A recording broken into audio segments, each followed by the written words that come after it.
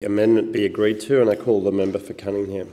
Thank you, Deputy Speaker. Deputy Speaker, like the Shadow Minister Albanese, I agree that the member for Forrest's sentiment in the original part of the motion before the House is correct. I also agree that investment in infrastructure is critically important to the regional development, economic diversification and jobs.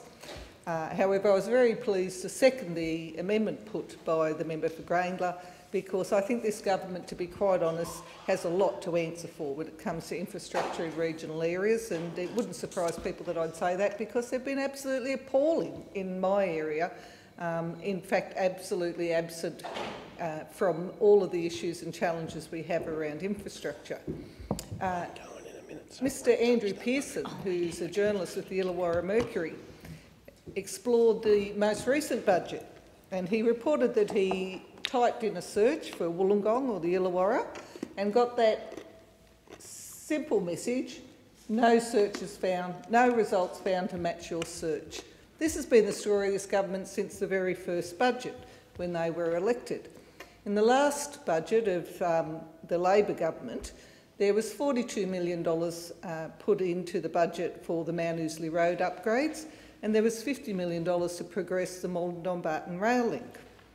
On coming to government, this government, under former Prime Minister Tony Abbott in his first budget, took away our $50 million for progressing that important rail link. Now, that rail link takes southwestern and western Sydney and connects it to the Port of Kembla. And for the information of the chamber, it's just not me as a Labor member, there are councils and state members and indeed federal members across all political parties who are involved in those seats around that broader region who have acknowledged the significant importance of this rail link. We need to get it progressed. In fact, information from a state government report my colleague, the member for Wollongong in the State Parliament, was able to get hold of, tells us that in the very near future, if we don't take action, there will be at most 8 pathways available to freight on the current Illawarra line and potentially none to a major port on the eastern seaboard at the Port of Kembla.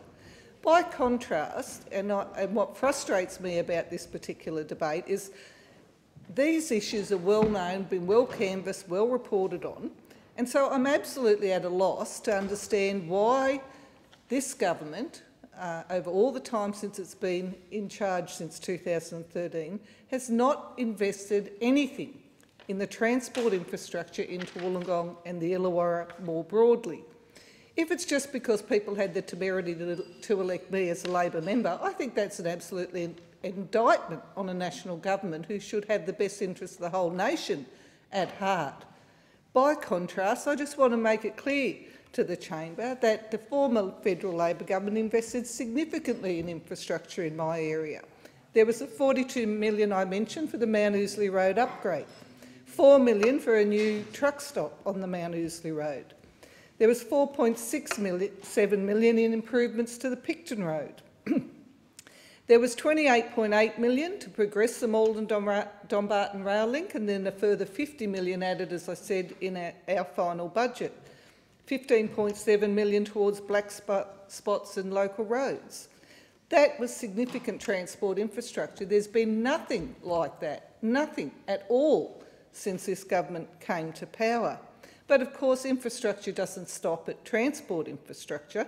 There was also investment in communications infrastructure, in health infrastructure, in education infrastructure and in tourism infrastructure in my region, and particularly in my seat when we were in government. For example, there was $6.6 million towards local parks and footpaths and cycleways, $863,000 towards upgrading the North Beach Bathers Pavilion, $125,000 for CCTV on the Blue Mile project, $100,000 for the Sumatran Tiger exhibition at Symbio Wildlife Park.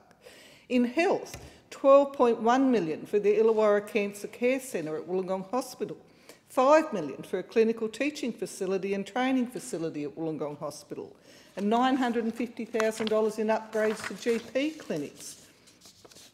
In addition to that, community infrastructure, $457,000 to refurbish the snake pit for the Illawarra Basketball Association and 3.9 million for repairs and maintenance of public housing. We invested. It's time this government learnt where Wollongong Member's is. time has expired.